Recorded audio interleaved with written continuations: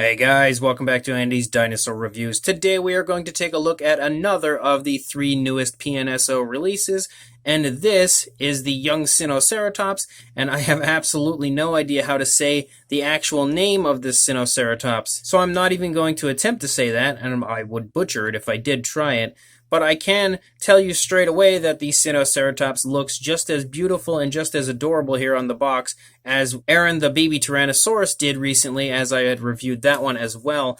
And you can see a really nice image of the baby Sinoceratops right there, and then you also have a beautiful image up here of the head sculpt kind of this Sinoceratops. There's not really too much else that you'll see on the box as far as this goes. Another image here on the opposing side, but it's pretty much the same image we had just seen. So not too much else, and I'm really excited to get this out of the box, as Aaron the baby Tyrannosaurus was absolutely beautiful, so I'm quite excited to see this Sinoceratops. So let's go ahead and break it out of its box right now. So just like with Aaron, we have a very nice booklet included from PNSO with another really adorable image there on the front of our baby Sinoceratops. And if we open the booklet up and we take a look at what's inside, of course we do have this side, which I unfortunately cannot read, so we will flip it around, and now we have a beautiful image there of our baby Sinoceratops, as well as another image up here, and then a skeletal reconstruction up there in the top corner of that page,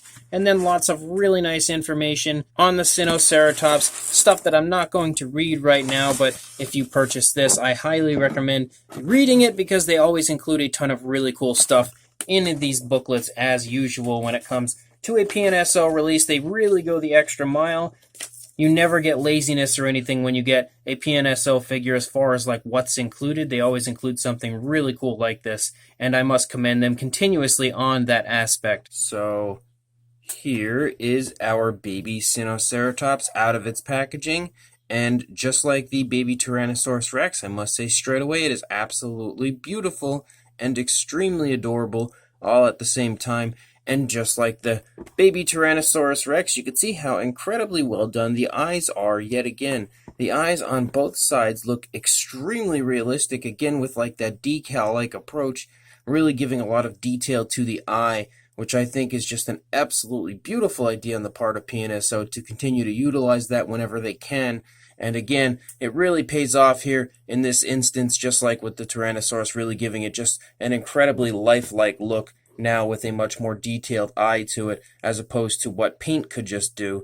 But the figure as a whole looks really nice, so let's go ahead and get a closer look at it right now. So starting up here at the head sculpt, you can see straight away how beautiful that head sculpt is as far as the minute detailing goes. Lots of really nice scaling up here on the frill area, and then down here onto the head, and even around the eye area, the eye socket area, you could just see a ton of really nice scales sculpted out. So many different varying sizes to the scales. It looks extremely realistic.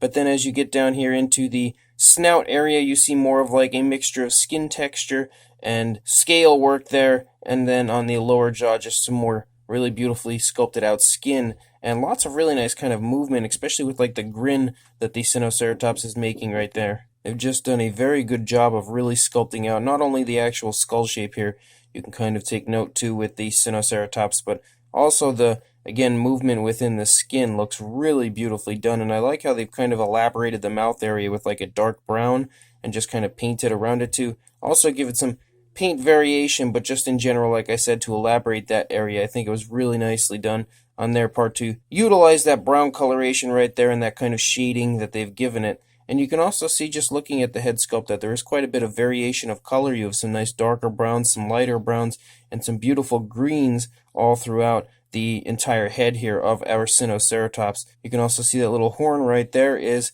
painted with a nice darker coloration to really elaborate that as well, and again giving it some more nice color variation. You can see some almost like scoot-like scales that run up over top of the eyebrow area of our Sinoceratops. And looking at the eye there, you can now see how incredible that eye is as far as the detailing goes and how realistic it looks. It honestly looks completely alive here in person, and the gloss coat is just incredible on it.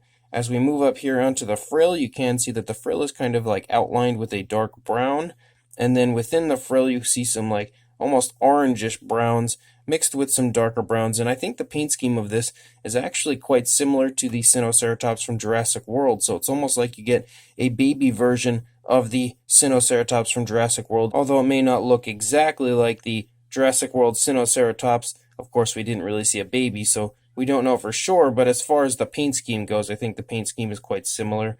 But you can also see up here on the frill some really nice scales. Again, some scoots that kind of run down there, the center of the frill down back onto the head.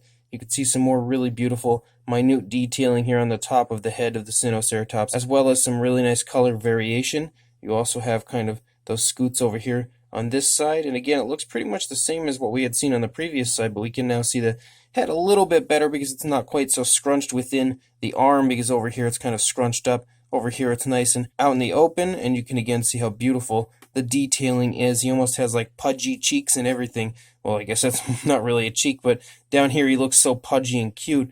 It's such a really nice sculpt on the part of PNSO to give it an adorable appearance, but at the same time a very lifelike and quite realistic looking appearance. As we move back here into the neck region, on this side you can see all the skin really nicely stretching, because again the Sinoceratops has its head turned to the right, so it would be really beautifully stretching the skin, and that's very nicely shown throughout the sculpt. You can also see the rear of the frill is really beautifully sculpted. Even the scales, you can see they're very fine scales, but it's incredibly well done. On the top of the back here, you can start to see some brown striping that appears on our Sinoceratops, as well as almost like a scoot-like appearance down the spinal column. You can see that the dinosaur, on top of being super adorable, is nice and pudgy. He's very chunky in the waist and hip area. You can definitely take note to that right away. Some kind of skin wrinkling going on here, showing the movement of this front leg. Also nice creasing here in the joint of the front leg. As you come down into the foot sculpt does look quite nicely done. Beautiful detailing. There doesn't really appear to be any specific paint to the nails, but it's really kind of hard to tell.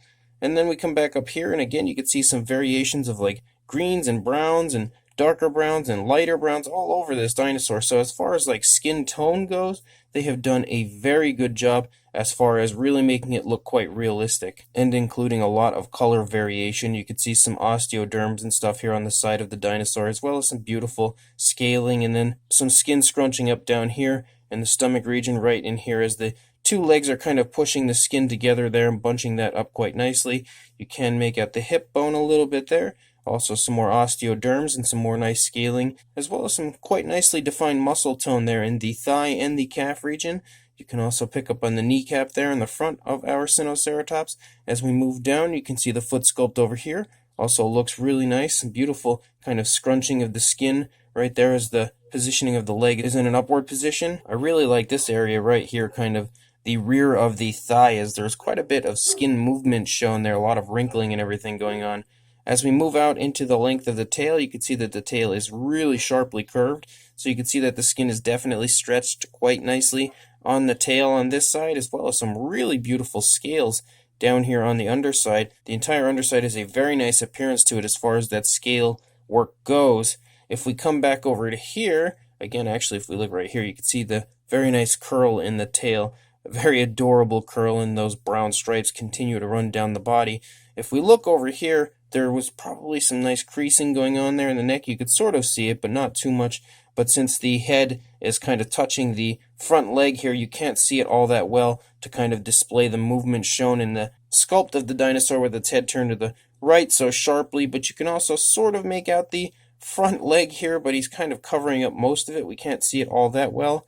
But what we can see does look really quite nice. Beautifully sculpted, definitely some more really nice movement and everything shown within the front leg there. You can also see that the skin is incredibly bunched up on this side, as both of these legs are very close to each other, since the Sinoceratops is leaning in that position. And again, you can actually see that they've done a pretty good job of including some beautiful color variation. Even in such a small area, there are quite a few different tones of color included there. You probably note that there are again some more really nice osteoderms and everything here on this side of the Sinoceratops. Very nice hip bone elaborated again, as well as the muscle tone in both the thigh and calf region, just like we had seen on the previous side.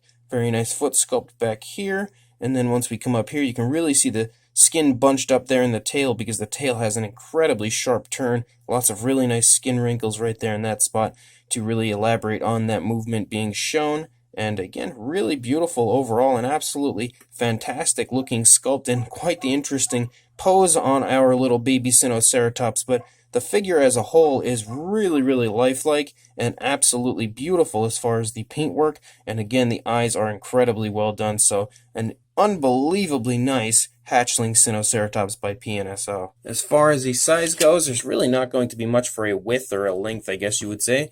If we go from the tail to the frill area, you've got about 3.5 inches or 9 centimeters, and then for a height, about a little over 3 inches, maybe 3.25 inches, or about 8 centimeters, somewhere in that range for a size comparison. Just like with almost every review, we usually try to use these same figures so that you really have a good idea as far as how each figure sizes up in comparison to the last. But here we have Mr. Papo T-Rex, the Attack Pack Colovosaurus, and Robert Muldoon from the Mattel Jurassic World toy line, next to our Sinoceratops. And the Sinoceratops is definitely a little smaller than Aaron the baby Tyrannosaurus Rex, but not by too much. Again, still a pretty nicely sized figure. It's just not really all that large. It's probably closer to the smaller range, I would say, maybe approaching medium, but definitely a decently sized hatchling figure once again from PNSO. So this hatchling baby Sinoceratops from PNSO is absolutely adorable straight away. It is so cute the way they've sculpted this, giving it a really pudgy look,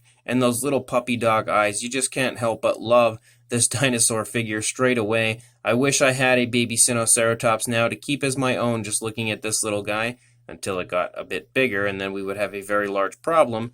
But again, the Sinoceratops is just incredibly, incredibly adorable, and PNSO has really done a good job of sculpting it out that way, too, on top of look very nice and very realistic. They've done a great job of kind of melting your heart and making you just fall in love with how incredibly cute this little baby hatchling dinosaur is, just like Aaron the Tyrannosaurus Rex did the same thing to me as far as just looking so incredibly cute and giving me those puppy dog eyes and forcing me to absolutely fall in love with each and every one of these hatchling dinosaurs from PNSO. But you can see that as far as the actual detailing goes, when you get down and up and close to the very fine detailing, it is really, really nicely detailed. Beautiful scale work, beautiful skin texture all over the dinosaur. So many different varying sizes of scales. There's no sloppiness and no laziness as far as the sculpt of this figure goes. It was really nicely done, and it shows that it was done with a lot of care and a lot of attention to detail. Beautiful skin folds where there should be skin folds,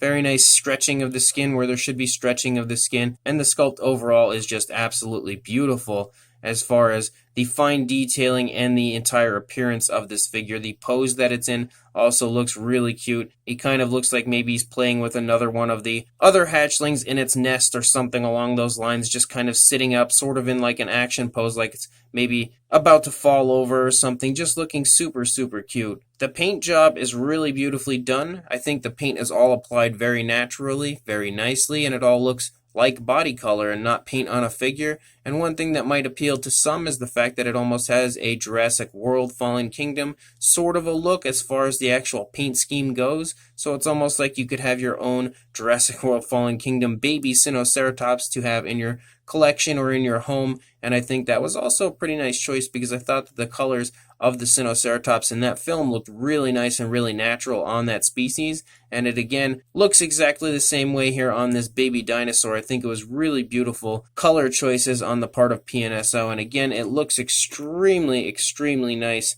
as far as both the paint, sculpt, and appearance goes. An incredibly well done baby Sinoceratops on the part of PNSO. So if you would like to pick this up, I will include a link in the description to where you can do that on the PNSO Amazon store. So make sure you check the description, follow that link, and go buy yourself this unbelievably cute baby Sinoceratops from PNSO. And make sure you also like, comment, and subscribe, and I will see you in the next review. Thanks for watching.